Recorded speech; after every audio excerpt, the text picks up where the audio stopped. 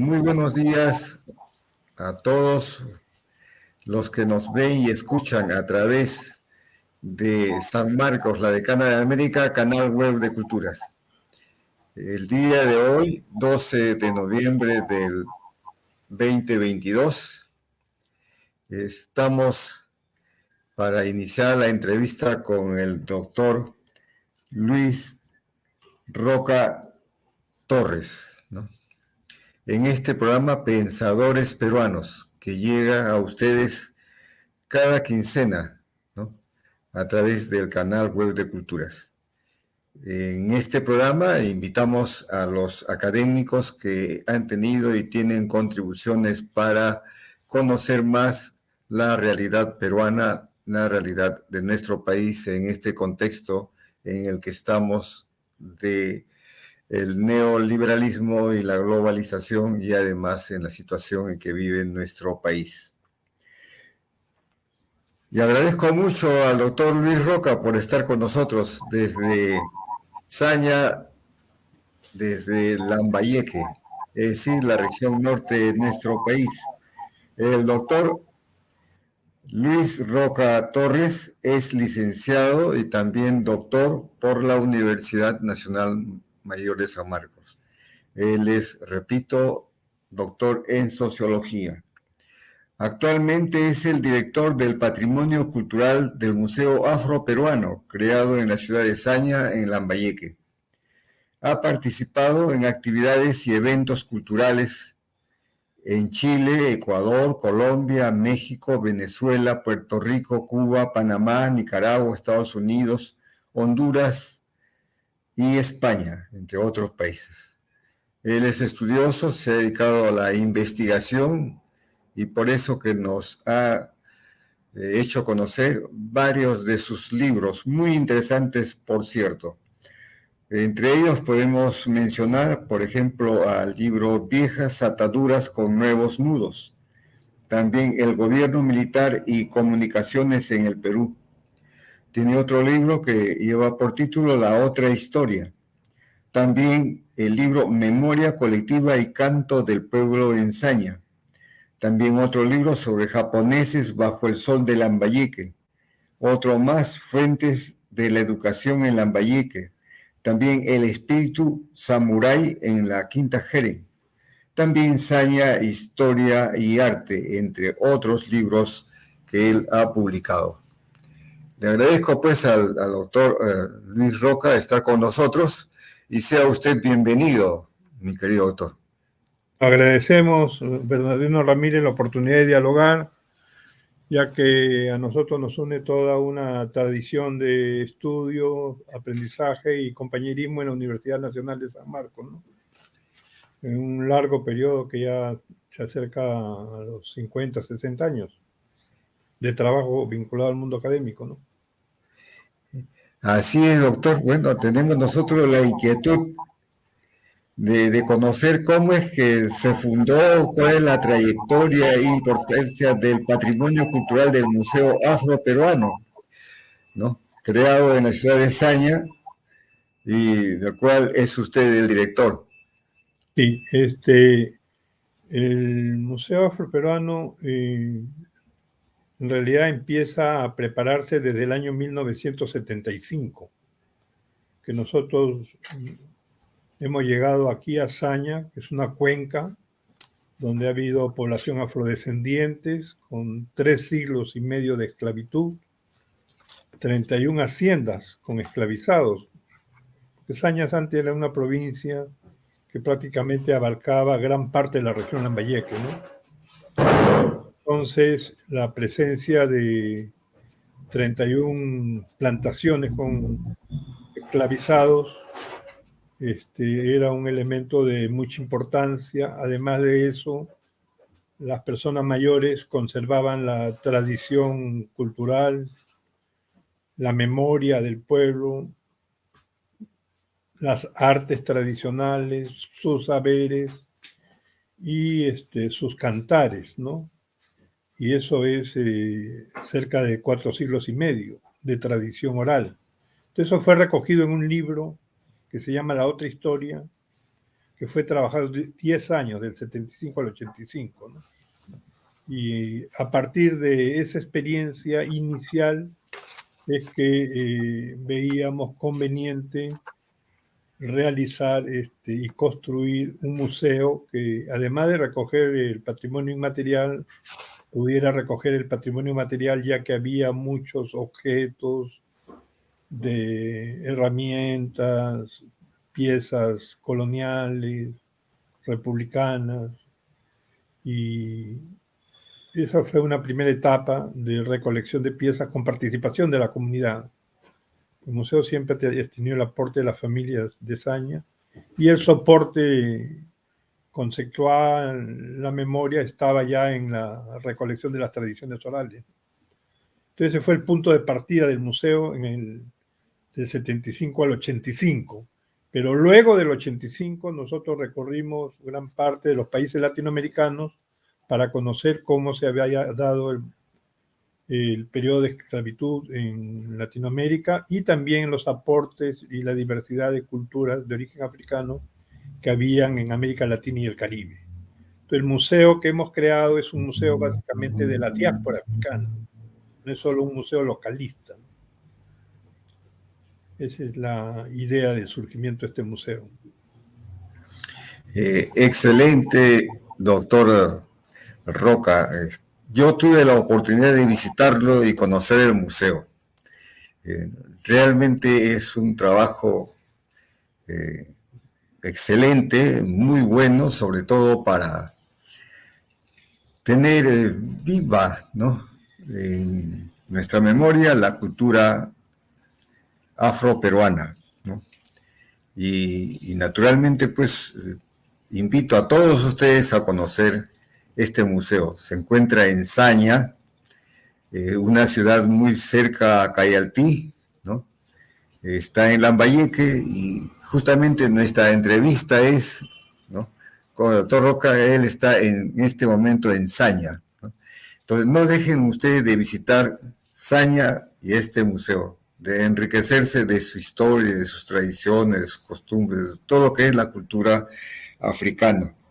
Y el doctor nos está hablando, pues, de que cuántos siglos ha existido los esclavizados en esta ciudad, ¿no? Cuántas haciendas existían y cómo se relacionaban los trabajadores afroperuanos o afrodescendientes con los amos de las tierras. Y así nosotros hemos visto cómo muy poco se conoce de la cultura afroperuana, ¿no?, en todo el país, incluso en los planes curriculares, en la enseñanza en el nivel primario, secundario y superior, muy poco se habla de la cultura afroperuana. Y esto, ¿a qué se debe, doctor? ¿Qué es lo que pasa? ¿Por qué no tenemos la mayoría de peruanos una visión clara, una visión de la historia, de cómo llegaron, ¿no?, los hermanos africanos acá a América y especialmente al Perú y al norte de nuestra patria? Claro, yo creo que el enfoque que se ha dado de manera muy tradicional ha sido muy marcado por el localismo y el nacionalismo. O sea, dentro de las fronteras locales o nacionales se han hecho los estudios, ¿no?, algunos aportes. Es un factor. Un segundo factor es que el énfasis se ha puesto en folclorizar lo negro, en términos de que, entre comillas, el negro se caracteriza básicamente por sus danzas, su sensualidad, su erotismo, y también ha habido una orientación turística, de presentar una imagen alegre ante los turistas, ¿no?, visitantes, pues la realidad es otra. Los factores por los cuales no se le ha dado una suficiente visibilidad a los afrodescendientes en nuestros países tienen otros factores, que son los siguientes. En primer lugar, hay algunos asuntos de paradigmas y conceptos que no se están manejando adecuadamente. Y el concepto principal es el de la diáspora africana. Significa que desde el siglo XVI hasta el XIX, en algunos países 4 siglos, en otros 3 siglos de esclavitud, fueron sacados a la fuerza 12 millones de esclavizados del África, 12 millones, 3, 4 siglos. Y ojo que la esclavitud es reciente en algunos países, porque se liberan en la década del 80 en el Brasil y en esa misma década se liberan en Cuba. Nosotros nos liberamos en 1854. Entonces, en realidad es un periodo reciente de liberación. ¿Y qué ocurre? Que los colonizadores europeos utilizaron diversas lenguas y la impusieron en Europa, en el África. Entonces, por eso que hay diversidad de idiomas entre las personas esclavizadas que llegaron al continente. Encontramos grandes contingentes humanos que hablan español, portugués, inglés, francés, ¿no? El criole también que se llama, y en algunos casos la lengua holandesa, ¿no? Y el castellano. Entonces, en los estudios básicamente están limitados por el espacio y el idioma que se habla. Entonces no hay unos estudios más integrales que abarque el conjunto de poblaciones con diferentes lenguas. Viene a ser una población afrodescendiente plurilingüe y es difícil comunicarse entre ellos. Ahora, si yo le digo la cantidad de afrodescendientes que actualmente hay en América Latina y el Caribe, se va a encontrar con algo sorprendente. Tenemos 100 millones de afrodescendientes, 170 millones de afrodescendientes en América Latina, en América y el Caribe, en las Américas y el Caribe, 170 millones, pero no hay comunicación entre ellos. Por eso nosotros estamos impulsando la creación del MOA, Movimiento Afroamérica Autónoma, con una concepción de red de diáspora para poder articular a los integrantes de la diáspora contemporánea. Es un trabajo de 3 años que tenemos de generación de este movimiento, que es básicamente ciudadanos. No es un movimiento político ni partidario.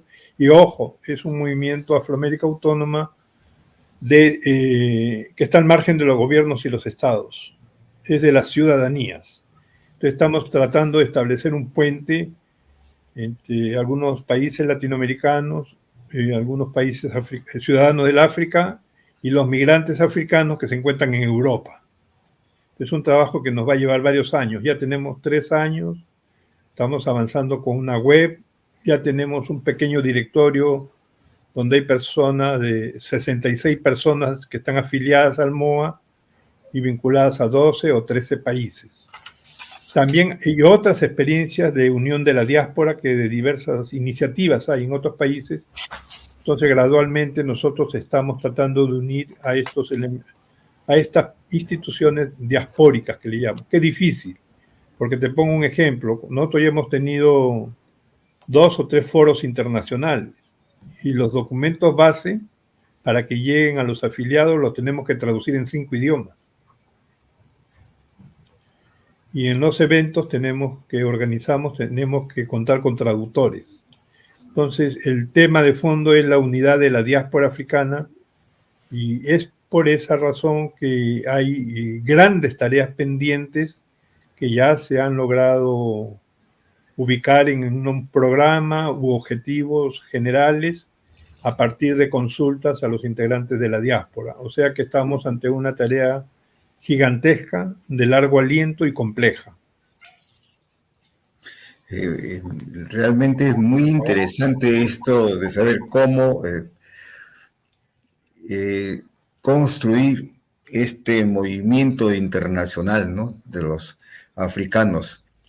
Claro que con la diáspora que se dio en el África y que dividió, ¿no?, a los africanos tanto desde su salida del África como su ubicación en diferentes lugares de América, pues los dividió y los mantuvo distanciados, separados, ¿no?, en diversos países, en regiones, etcétera, tanto por su idioma, su ideología, su religión, etcétera.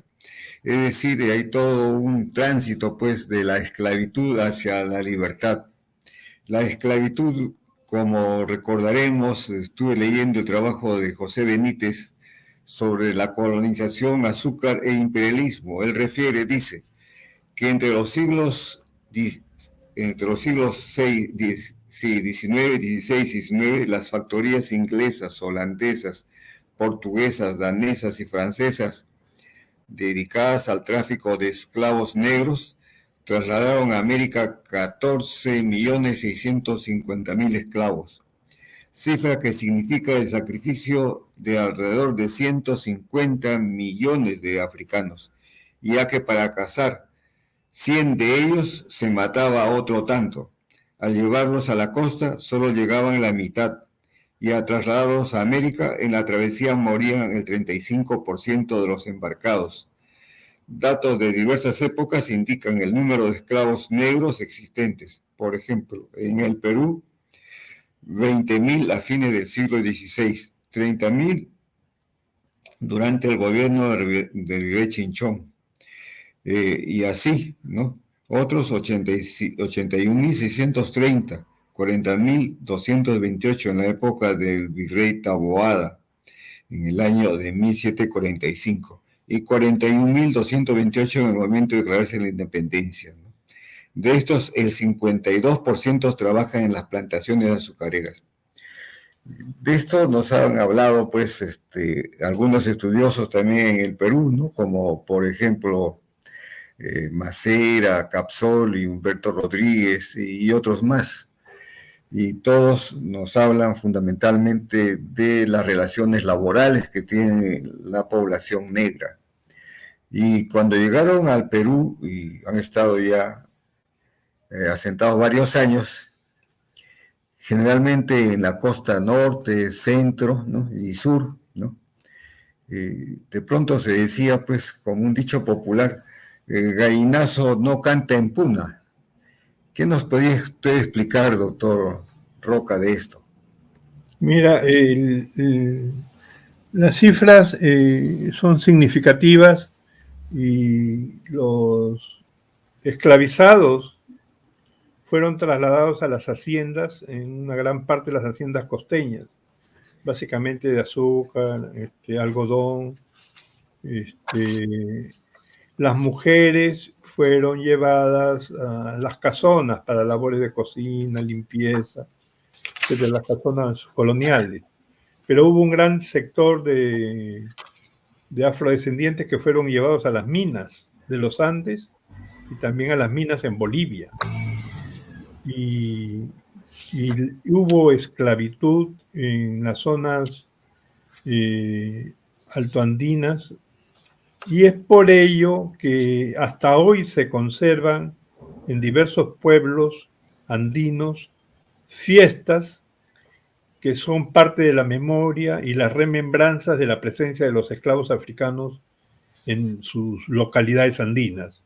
Por ejemplo, eso se puede apreciar en la Sierra de la Libertad en muchos pueblos, donde hay grandes y gigantescas manifestaciones de baile negritos.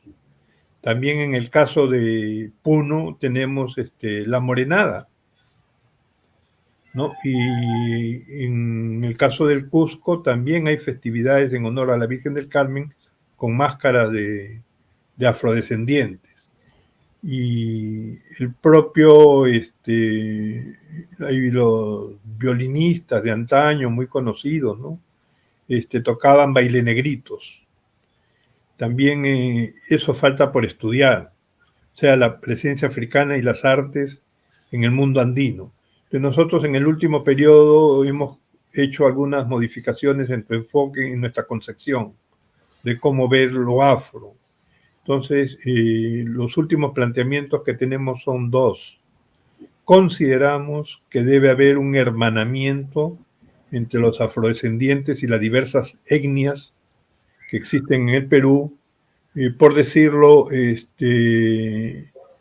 costa, sierra y selva, ya desde un punto de vista etnográfico, se puede hablar de una unión de los afrodescendientes con los descendientes de los mochicas, con los migrantes cajamarquinos, con los quechuas, aymaras y amazónicos.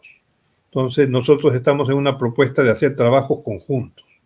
La cuenca Saña, y hay un libro de Rosa Colchado, que se llama Saña une 4 continentes. La cuenca tiene 9 distritos, pero al hacer el estudio de las etnias en estos 9 distritos, nosotros hemos constatado que hay presencia mochica, europea, española, africana, asiática y los migrantes andinos de Cajamarca en la cuenca Saña.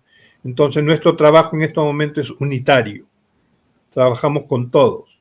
Entonces, eso pone en cuestión un paradigma anterior, que es el etnocentrismo y hacer trabajo solamente con una etnia. Entonces, nosotros estamos cuestionando esa concepción etnocentrista o de autoexclusión y desarrollamos una dinámica de hermanamiento interétnico en pie de igualdad, todas las etnias valorando la diversidad cultural. Eso es lo nuevo que estamos planteando y lo estamos planteando a nivel internacional también, ¿no? Pues tenemos foros internacionales con ese planteamiento. Segundo, eso está asociado a algunos temas nuevos, porque hay una agenda nueva y consideramos que a partir del 2019-2020 es un momento histórico de cambio de época. Es una época de ruptura de la época, pero también es una ruptura de paradigmas. Hay cambios de paradigmas. Nosotros estamos evaluando que las narrativas de diversas disciplinas hasta el 2019 son válidas, pero pertenecen a una época pasada. Hay nuevos paradigmas, hay nuevos retos, nuevos desafíos.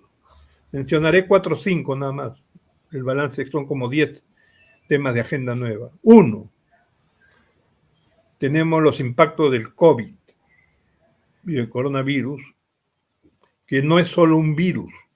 Ya ustedes conocen que hay mutaciones, pero los científicos dicen que estos virus son consecuencias del cambio climático y la generación de la zoonosis. La zoonosis es que al destruir sectores de la naturaleza, por la deforestación, los animales silvestres se trasladan de zonas para sobrevivir.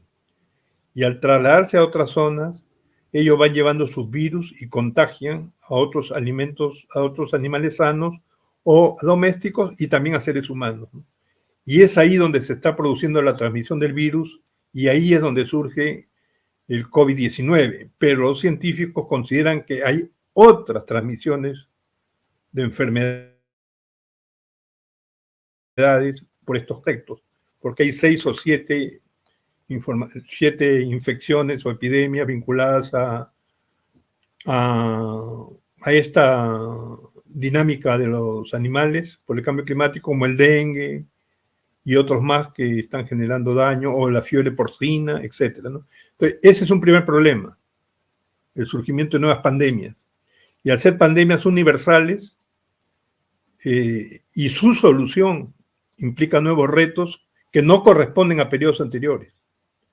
El segundo gran problema de este cambio de época, que estamos afrontando la crisis climática. Y la crisis climática, en este momento se está realizando el evento mundial de la cumbre COP27. Y acá tenemos una cifra que quisiera transmitirla, es que uno de los problemas centrales del cambio climático es la deforestación, o sea, pérdida de bosques y cultivos. Y el dato es que en los últimos 13 años la deforestación ha arrasado 43 millones de hectáreas en todo el mundo, incluyendo bosques. Son datos actualizados. Y también el dato es que esto está generando desnutrición. Y acá tengo la cifra. La cifra es que en el 2021 han habido 830 millones de desnutridos. Estamos hablando de personas. Y de inseguridad alimentaria severa, en el 2021 se ha llegado a 2.300 millones de personas. Y en América Latina tenemos en el último año 59 millones de personas que han padecido hambre. Entonces, tenemos que la crisis climática y el impacto en la humanidad es universal. Entonces, el problema radica, ¿son suficientes las investigaciones y las respuestas locales? No es suficiente.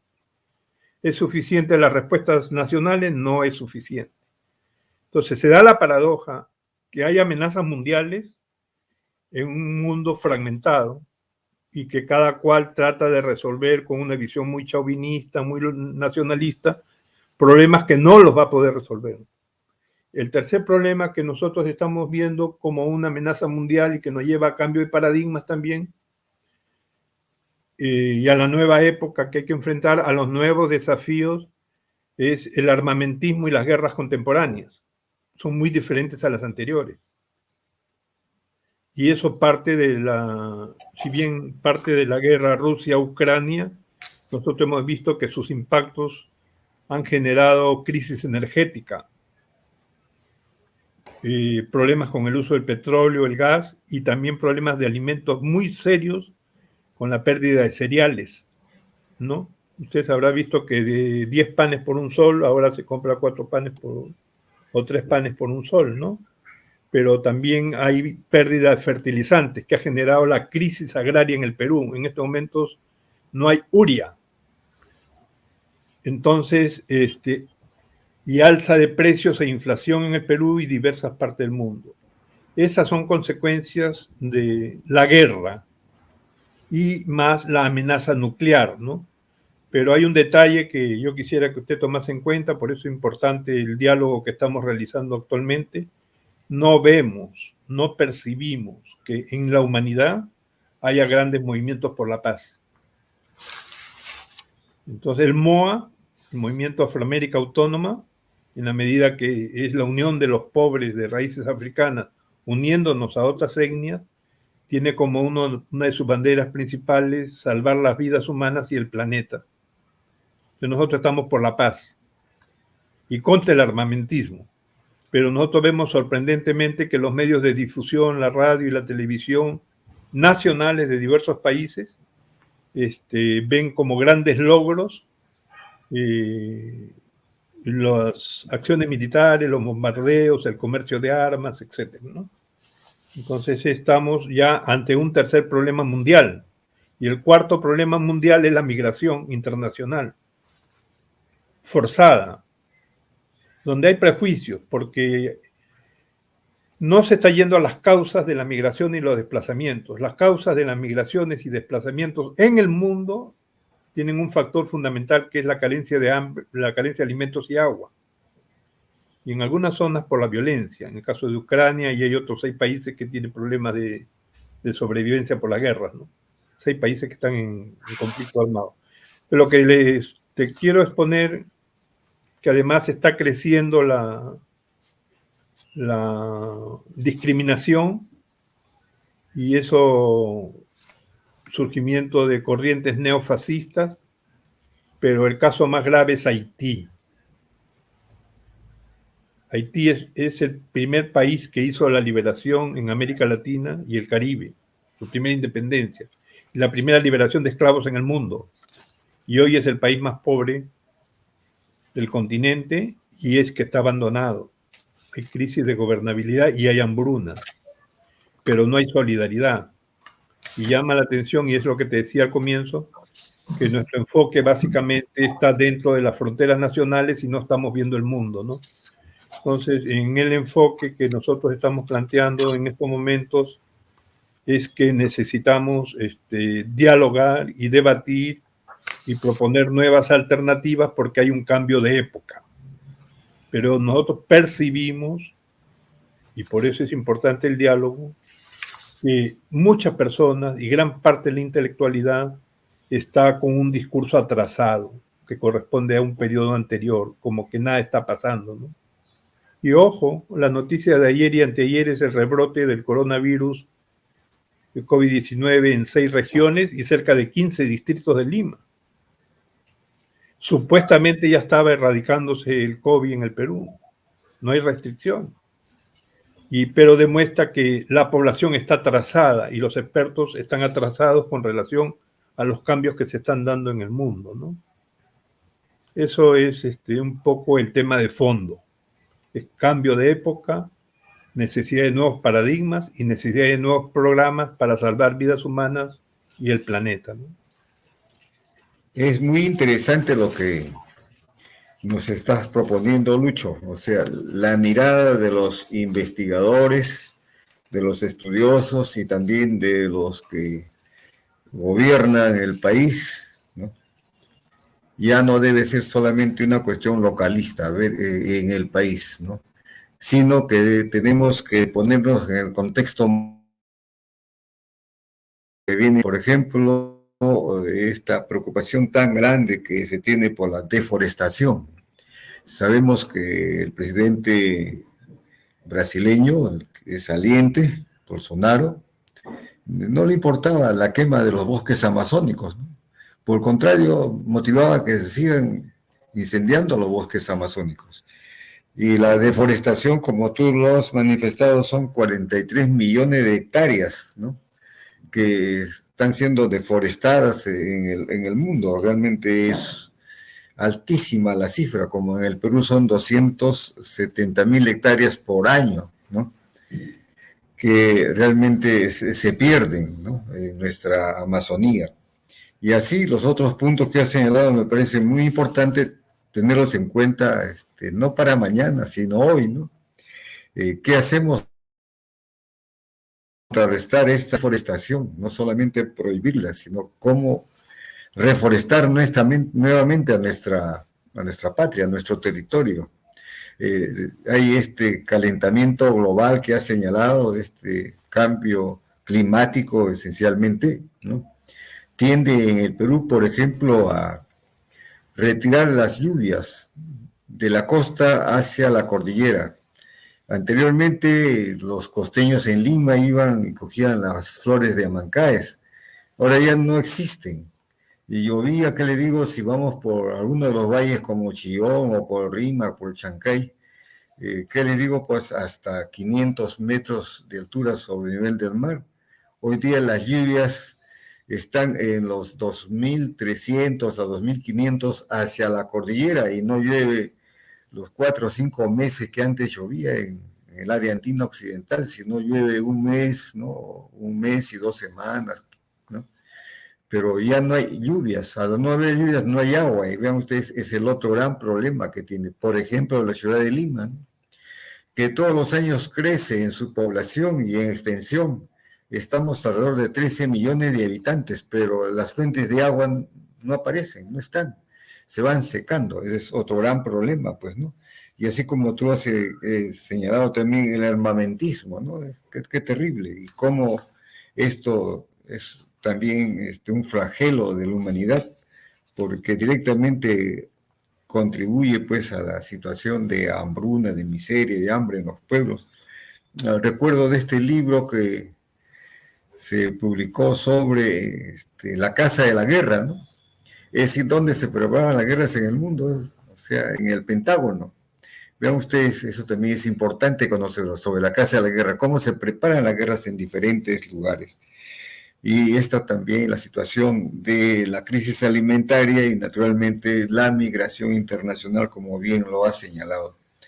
Bueno, esta es la nueva agenda que tenemos por delante y tienen los gobernantes, tienen los académicos, las universidades, también tienen necesidad, ¿no?, de investigar, así como los centros de investigación, y en este caso yo felicito la iniciativa del MOA, ¿no?, que permite por lo menos un espacio internacional para conocer, confrontar, debatir y proponer, ¿no?, a algunas otras alternativas para el cambio que se debe dar en el mundo. Y así como estos fenómenos son muy importantes, ahora que estamos conversando de la cultura afroperuana, ¿cuáles son las manifestaciones culturales más importantes que se han dado y se vienen dando en el norte del país, mi querido doctor? Hay una particularidad en Saña que nosotros, si bien tenemos una orientación central en estos momentos, o dos que te le he mencionado, que es salvar la cuenca Saña, la flora, la fauna y conseguir alimentos y promover alimentos sanos. Esa es una de nuestras propuestas. La segunda es hermanamiento con todas las etnias, que marcha por el lado de la unidad de todos nuestros pueblos, ¿no? Sin distinción del color de la piel. En este sentido hay que remarcar ese elemento, que hay que luchar unitariamente con todo el pueblo por encima del color de la piel. Y antiguamente se ponía énfasis en el color de la piel y se separaban a los pueblos. Yo diría que tenemos grandes logros en el campo de la cultura. El Museo Afroperuano ha hecho expedientes desde 2010 a la fecha, que felizmente han resultado exitosos, pero además hemos generado talleres, movimientos culturales, artísticos, pero quiero mencionar los logros. En primer lugar, hemos logrado que el checo o calabazo redondo, que es un instrumento de percusión, sea declarado Patrimonio Cultural de la Nación. Es el único instrumento que tiene esas características en toda América Latina, el calabazo o checo redondo. Y también en el África el calabazo se usa para cerca de 8 o 10 instrumentos musicales diferentes, pero acá como un objeto sonoro. Ese es un primer logro que ha sido aprobado, hay una resolución del Ministerio de Cultura. Luego hemos tenido una segunda propuesta, que es repositorio vivo de la cultura africana y la esclavitud, que también ha sido, mediante una resolución del Ministerio de Cultura, se le reconoce a Saña de que ser un repositorio vivo de la cultura afrodescendiente. Hay un tercer logro que es reciente, de fines del 2017. Nosotros hemos hecho un trabajo tremendo de varios años, desde el 75 a la fecha, para lograr que un género musical sea declarado Patrimonio Cultural de la Nación, y es el baile tierra. El baile tierra es desde el 1914, 1814 antigüedad, tiene más de 200 años. Entonces hemos logrado tener los audios. En 1975, de los viejos sañeros, tenemos 2 audios, uno recogido en Saña y otro recogido en la parte baja de Saña, por Rosa Colchado, y de un artista campesino, Eduardo Colchado. Y de Saña tenemos Juan Leiva, Medard Urbina Tana y varios más, que tenemos los audios, y hemos logrado que sea declarado Patrimonio Cultural de la Nación en diciembre del 2021. Y ya hemos hecho festivales del baile tierra, y la particularidad del baile tierra es que en el siglo XIX se extendió a Brasil, a Chile, Bolivia y Argentina.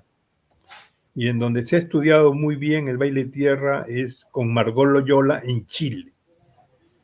Y en Argentina con Carlos Vega, folcloristas, ¿no? Famosos son los dos. Pero la particularidad es que Saña tiene los audios, o sea, con las canciones de los viejos, del género musical baile tierra, que implica canto, música y danza. Lo más difícil es la danza, pero estamos haciendo esfuerzos por recuperarlo. Ahora, el cuarto logro cultural de mayor trascendencia y que tiene un impacto nacional e internacional es el expediente que hemos elaborado desde 2012.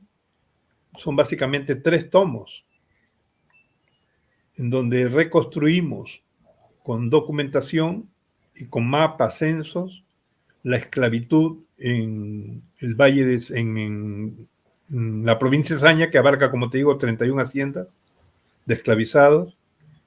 Establecimos la ruta y el itinerario de los esclavizados, porque venían de África a Cartagena de Indias, Panamá, luego pasaban a Paita. Finalmente se hizo un puerto en Saña llamado Cherrepe, en donde llegaban los esclavos africanos y eran vendidos en la plaza de armas de Saña para las haciendas locales. Entonces, nosotros hicimos un trabajo histórico, y luego recoger la memoria, las tradiciones y las prácticas vivas de los afrodescendientes en sus diversos géneros musicales. ¿Eso qué permitió? Que ese expediente nos abrió camino a una lucha muy larga fue esa lucha, que empezó en el 2012, y hemos ido a varios países a defender la propuesta, y se logró al fin que Saña sea declarado por la UNESCO sitio de memoria de la esclavitud y la herencia cultural africana. En este momento es el único pueblo del Perú que tiene ese reconocimiento. Y tener reconocimiento de la UNESCO es muy importante. Y luego también Saña ha logrado hacer el primer monumento de la libertad de los esclavos de América, en el Cerro La Horca. Había un cerro ahí donde ahorcaban esclavizados y también otros delincuentes de otras etnias. Pero en el Cerro La Horca hemos construido el monumento a la libertad de los esclavos de América, en donde está la presencia de una mujer liberándose, ¿no?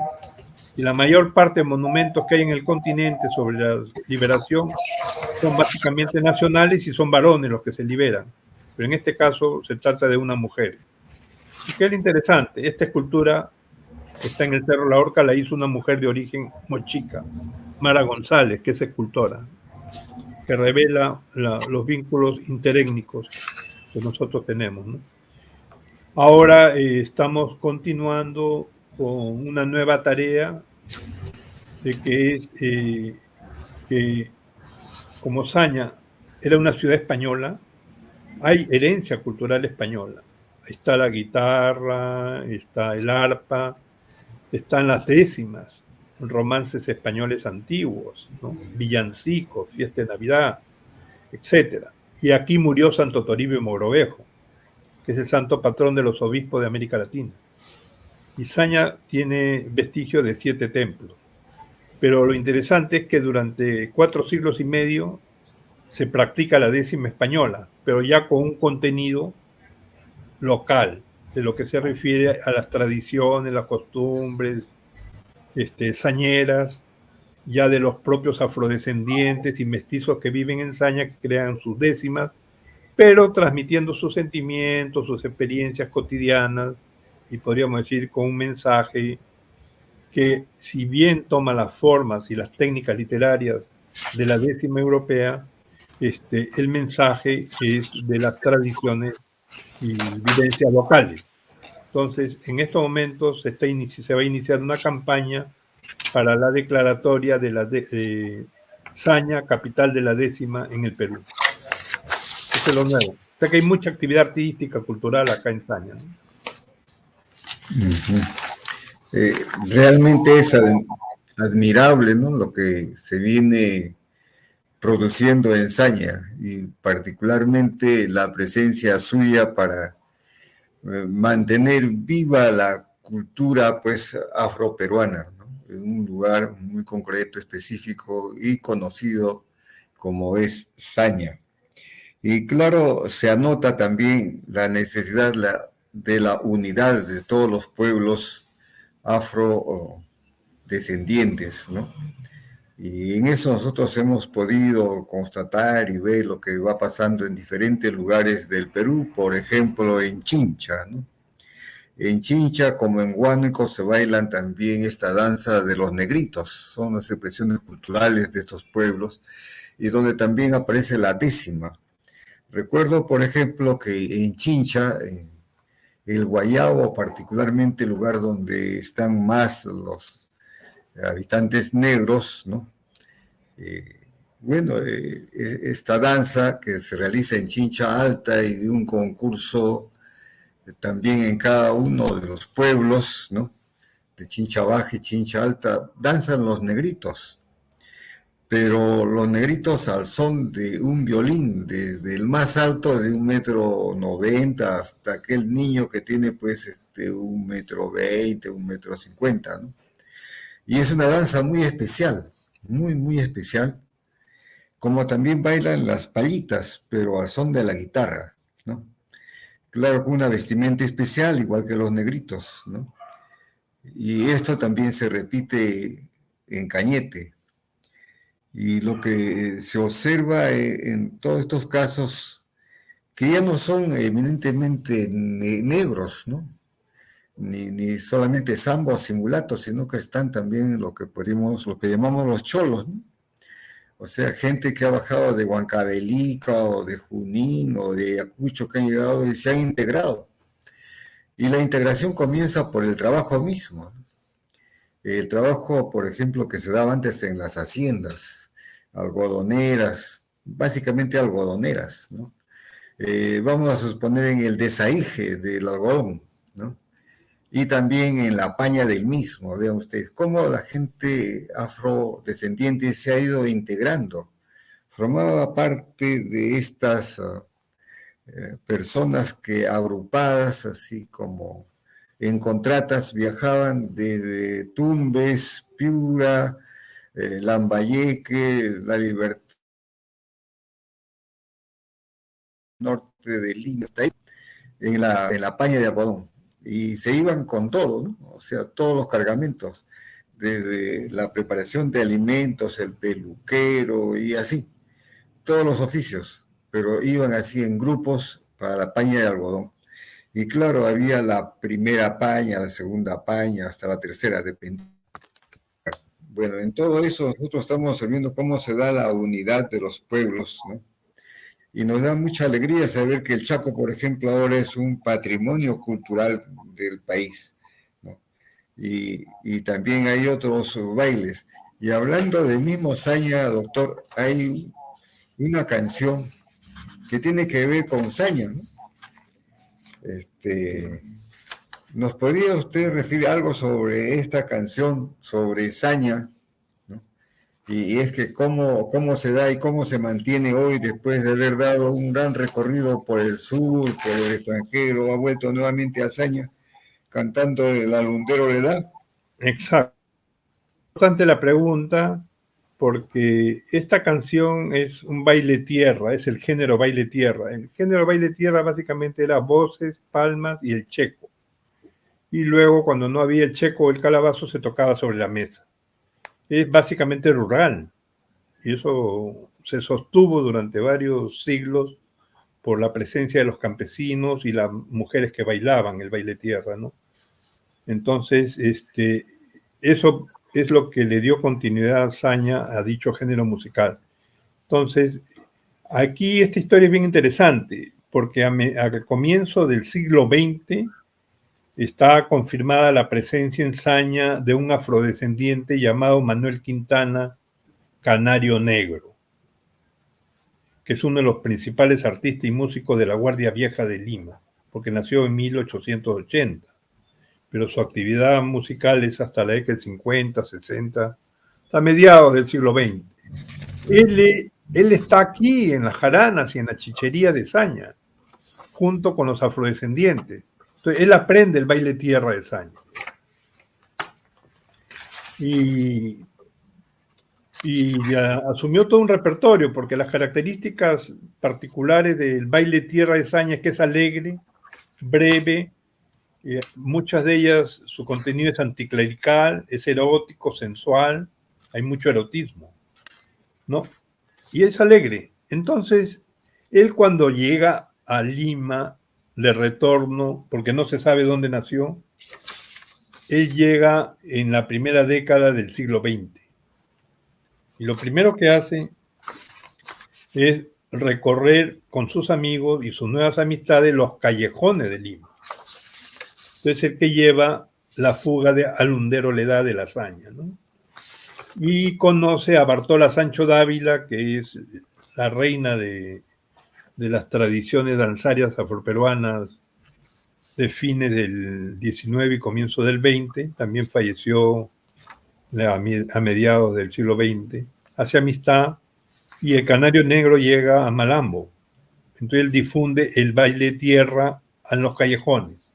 Pero como ocurre con todo movimiento cultural y todo desplazamiento, los afrodescendientes de los callejones de Saña le preguntaban a Canario Negro de dónde había sacado esa canción. Ella dijo de Saña, él dijo de Saña. Entonces, por toponimia, el baile tierra en Lima le cambian de nombre por Saña.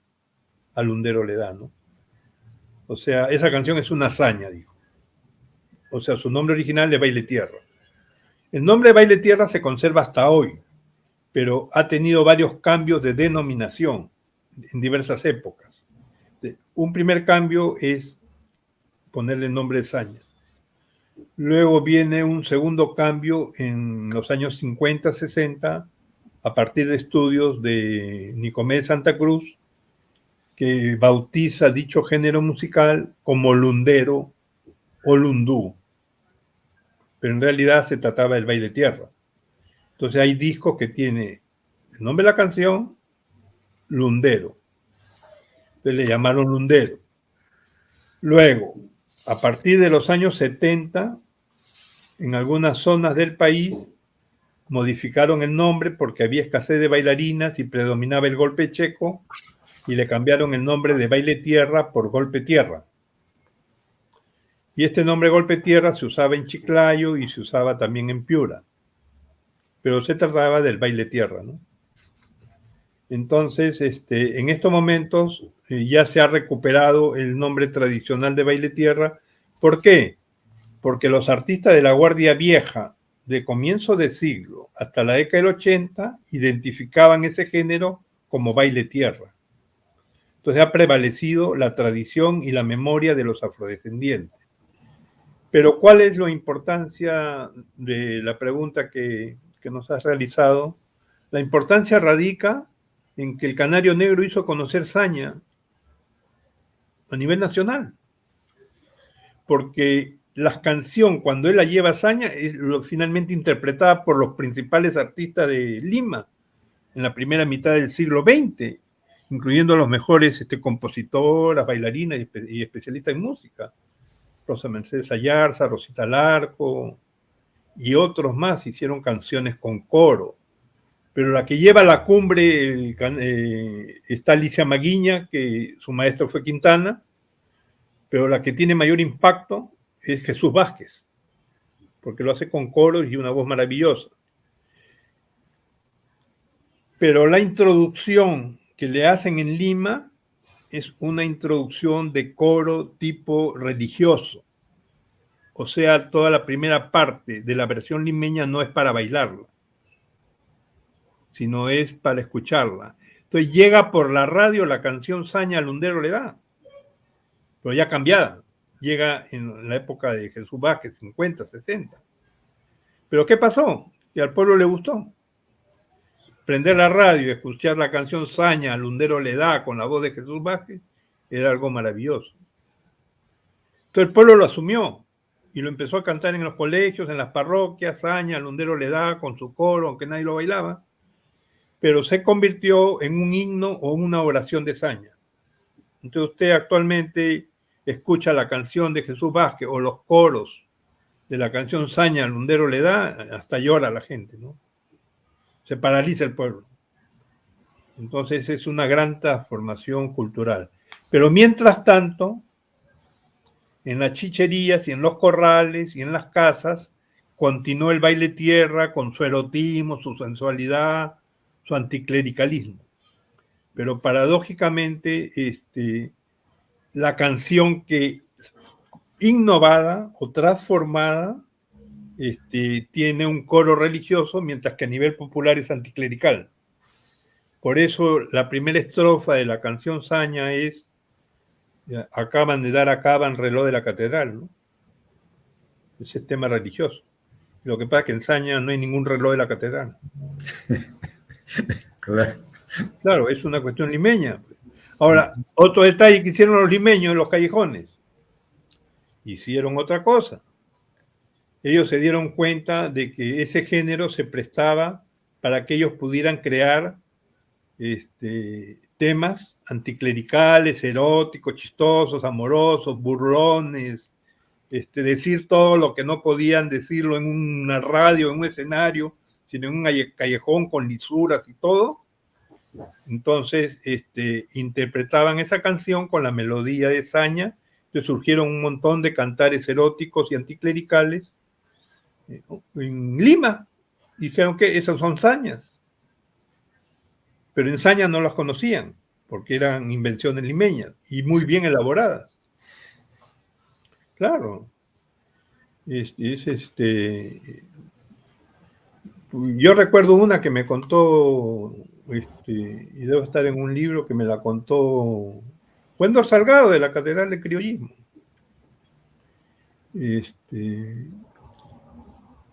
Dice que estaba la Virgen María, ¿no?, en el puente de Saña, y Cristo no la reconocía por la tranca en que venía. y es anticlerical. Y eso le causaba risa a todos los limeños, pues obviamente. Pero usted llegaba acá, pero esa dice, pero esa no les conocemos. Entonces inventaron un montón de... Esa es parte de la creatividad popular y también parte de lo que sería la historia marginal, no conocida, las creaciones. Y sobre ese tema te quería comunicar algo, ¿no? Cuando me hablaba de la canción Saña. Que nosotros hace 3 años publicamos un libro que se llama El Libro Prohibido. ¿Por qué? Porque nosotros habíamos constatado de que supuestamente a comienzos del siglo XX las élites quisieron absorber a los artistas afros como parte de su cultura o como parte de la cultura nacional en contrapunto a la corriente andina que ya estaba llegando a la costa, ¿no? Entonces las élites y la aristocracia empiezan a llevar a los negros, a los afros, a sus salones. Y ahí surge una teoría que se llama el negro decente o el blanqueamiento de los negros. Entonces eran personas que iban muy elegantemente vestidas, con terno, y además tenían un vocabulario extraordinario, ¿no? Un dominio del idioma tremendo, ¿no? Las personas estas que famosos son, ¿no? Y muy buscados y solicitados. Inclusive Bartola Sancho Dávila bailaba en Palacio, los hermanos Ascuez han estado en Palacio, han sido profesores en salas aristocráticas, con los Graña, han ido a la casa de Graña a tocar cajón. Entonces había la teoría del negro decente. Entonces eso ha sido muy fuerte hasta hoy. Entonces hay afros que tienen un vocabulario, una conducta extraordinaria que les nace por sí solos, son súper educados, efectivamente. Pero yo decía, todo está tan perfecto, le dije, ¿será real o no será real? Entonces dije, voy a empezar a buscar las canciones anticlericales y eróticas, porque yo las había escuchado de niño en el Callao y en Breña. En Breña yo había escuchado décimas anticlericales y algunos cantares y cuartetas eróticas. Además, en los baños de los colegios del Guadalupe y en los baños de la Avenida Venezuela, de las cantinas, de los bares, habían cuartetas eróticas llenas de lisuras o malas palabras. Entonces dije, ¿dónde está todo eso? Entonces yo preguntaba y todos me decían, no, me dice, nadie conoce esas canciones. Nuestras canciones todas son muy decentes, etc. Yo le digo, pero ¿cómo no va a haber eso si en los velorios hay cantidad de chiste colorado? No, dicen algunos velorios. Bueno, entonces, y en Saña yo estaba en algunos velorios, pocos, pero he estado, pero ahí era cantidad de chistes, más conversos, y hasta ahora. Entonces, empiezo a recopilar. Y me encuentro con que me faltaba Lima. Empecé a recopilar en el norte, en las zonas rurales, etc. Me demoré mucho tiempo, fueron como 10 años en buscar Lima, porque yo las había escuchado. Y encuentro un cassette, transcripción de un cassette de Augusto Ascuez. O sea, la copia de una transcripción. Inclusive llevaba el título Palabras soeces, o versos soeces. Y eran como 15 o 20 cuartetas con lo cual logro salvar el libro prohibido porque era la parte limeña, ¿no? Y faltan todavía algunas décimas que faltan incluir. Entonces ya logré publicar el folleto de libros prohibidos, el librito. Y total, lo presentamos en El Sabor de la Marinera, llegaron los viejos de antaño, los jaraneros, y de vez en cuando se me acercaba uno y me dijo, te faltó tal cuarteta, te faltó tal verso. Y luego en Úcupe hubo un año nuevo, donde Rosa Colchado, que es voluntaria del museo y acaba de escribir un libro muy importante que se llama Mujeres Campesinas y Crisis Climática, porque ella es agricultora. Ella nos comentó que en el año nuevo, hace 2 años nuevos, se reunió con sus compañeras de promoción en la puerta de su casa. Y toda la noche la pasaron leyendo las cuartetas del libro prohibido, riéndose. Entonces ahora ha llegado hace 4 meses exigiendo el volumen número 2 del libro prohibido. Así que hemos empezado a buscar todo eso. ¿Cuál es la explicación que nos dan? Es muy interesante. La explicación que nos dan es que hay dos discursos. Un discurso del afrodescendiente ante la aristocracia, entre comillas, ante la radio, ante el público en general, y otra que es la que se da en su mundo interno, amical, familiar, en los callejones, en sus fiestas, etc. A eso se le llama las expresiones marginales. ¿Ves?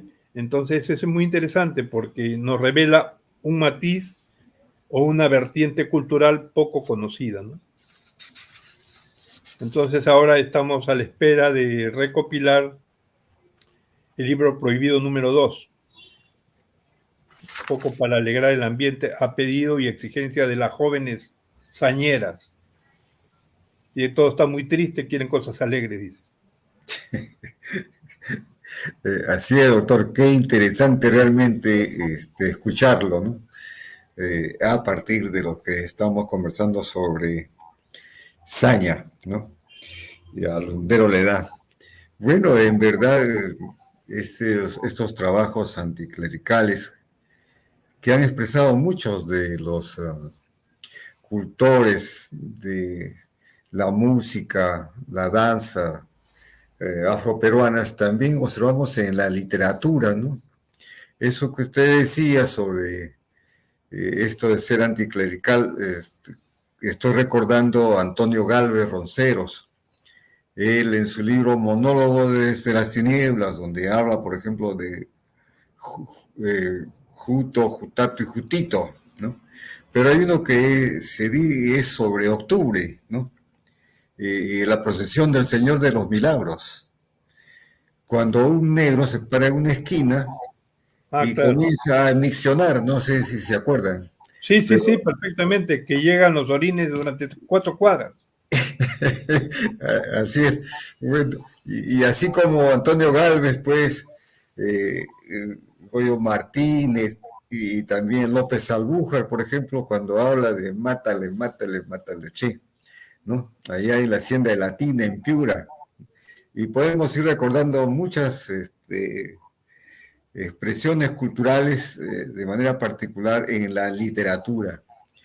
Y bueno, doctor, el tiempo en este caso nos ha resultado muy breve. Una última pregunta, doctor. Eh, de acuerdo a lo que nos ha dicho y todo esto, ¿cuál sería, o estima usted, la herencia cultural que nos ha dejado los afroperuanos norteños? Claro, aquí yo creo que hay un punto clave. El punto clave, el punto clave que no se toca en América Latina es su vínculo con la naturaleza y la producción agrícola, porque ha permitido sobrevivir a generaciones de diversos estratos sociales. Es un trabajo gigantesco para producir vida y alimentos. Fíjese que nosotros en el museo tenemos una sala con cerca de 20 herramientas de trabajo de los afrodescendientes. Entonces, ellos han logrado salvar buena parte de la agricultura porque llegaron a tener pequeñas chacritas y la flora y la fauna, pero también está expresado en sus canciones. Eso es su aporte, pero ese aporte ha entrado en crisis, como yo le decía, en colapso, en ruptura. Entonces, ¿pero qué delegado? La herencia, la enseñanza. Entonces, los jóvenes ya no quieren ir al campo ahora. Hay despoblamiento en gran parte del país. De los jóvenes afrodescendientes están saliendo de sus tierras. Están por la crisis agraria y alimenticia, ¿no? Entonces, yo diría que de la lección que hay que sacar es que se nos viene para el futuro, es sacar su fuerza moral, sus lecciones para la sobrevivencia en el futuro. La sobrevivencia humana que pasa por la alimentación, ¿no? Entonces creo que hay un trabajo tremendo por delante de salvar los territorios, sembrar alimentos sanos y luchar contra la deforestación, ¿no? Creo que por eso estamos en estos momentos tratando de unificar a todas las etnias aquí, ¿no? Pero si usted analiza, hay pocos estudios en que indica cuál es el aporte del afro en la producción. porque ellos han sido albañiles, artesanos, agricultores, comerciantes. Entonces hay que tener otra mirada del afro, porque también Pancho Fierro pinta a hombres y mujeres afros en diversidad de actividades artesanales y comerciales, pero lo hemos folclorizado, convertir al afro en una persona que, entre comillas, da solo alegría, lo cual está bien. Nosotros no estamos en contra de las expresiones artísticas, más bien impulsamos la libertad de las artes, pero nos hemos olvidado que ellos han sido creadores de producción. Y ojo, gran parte de la riqueza de Europa durante varios siglos se debe al trabajo y la explotación a indígenas y afros en el continente americano, porque les han dado grandes riquezas y han podido convertirse en grandes ciudades. Y en el Caribe hay todo un movimiento que le llaman la deuda histórica. O sea, Europa se ha enriquecido con el trabajo de los afrodescendientes de América Latina.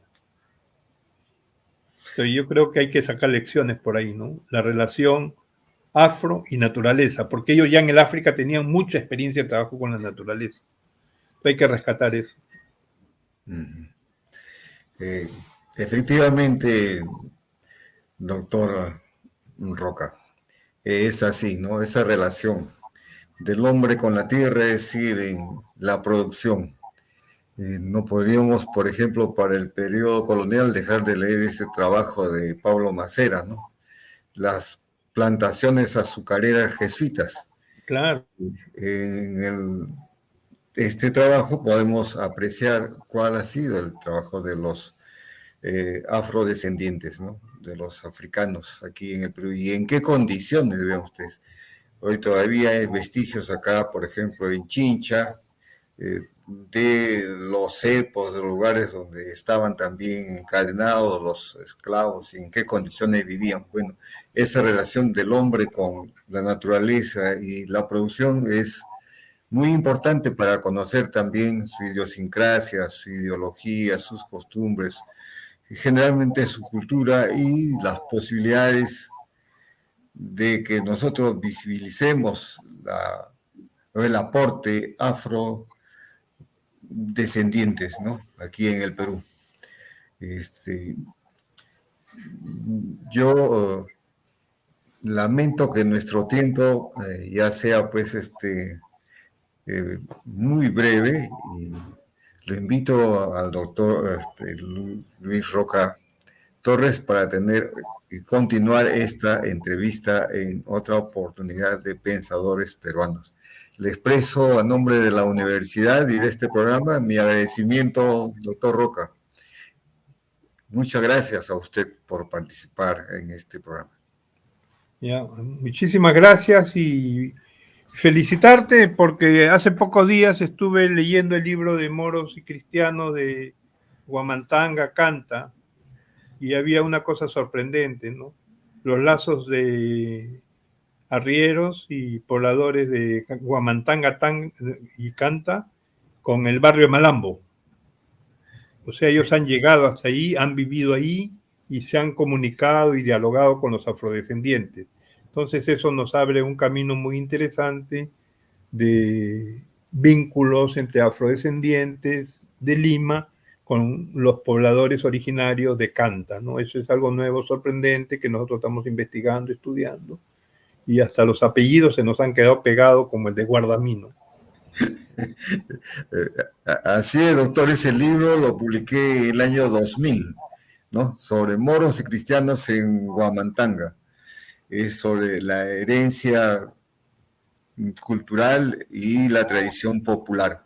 Pero hay otro libro que también he publicado que se llama La fiesta de las cruces y la danza de los negritos, ¿no? En esta zona central del país, pero en el Valle del Chillón. Así es, doctor.